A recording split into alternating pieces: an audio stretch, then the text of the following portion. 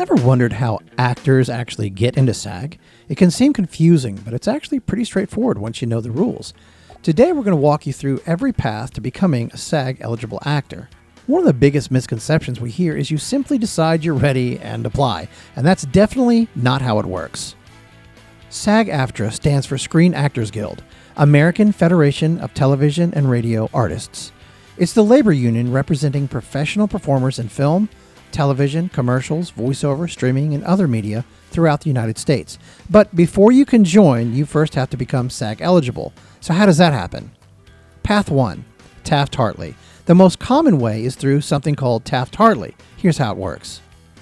Imagine a casting director auditions SAG actors for a role, but during the audition, they discover a non-union actor who's simply the best person for the job.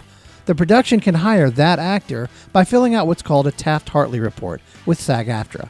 They're essentially telling the union, this actor is the right choice for the role. If you're hired as a principal performer through that process, you've typically earned SAG-eligible status. At that point, you're eligible to apply for membership. Please note you cannot apply to Taft-Hartley. It's not something you request.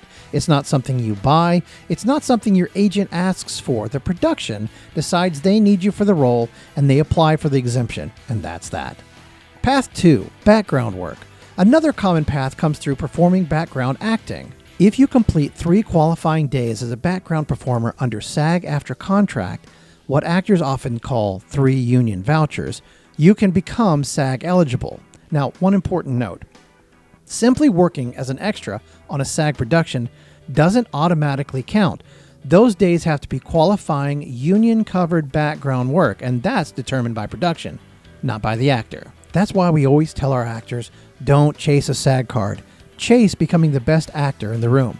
If you're consistently booking work and standing out in auditions, the opportunity to become SAG eligible often becomes natural. And here's another misconception. Just because you're SAG eligible doesn't mean you have to join immediately. Many actors stay SAG eligible while they continue to build credits and gain experience. Now you know how actors become SAG eligible. But that leads to a bigger question. Once you're eligible, should you actually join? That's what we'll cover in our next video. We'll break down what your options are and help you decide what's best for your career.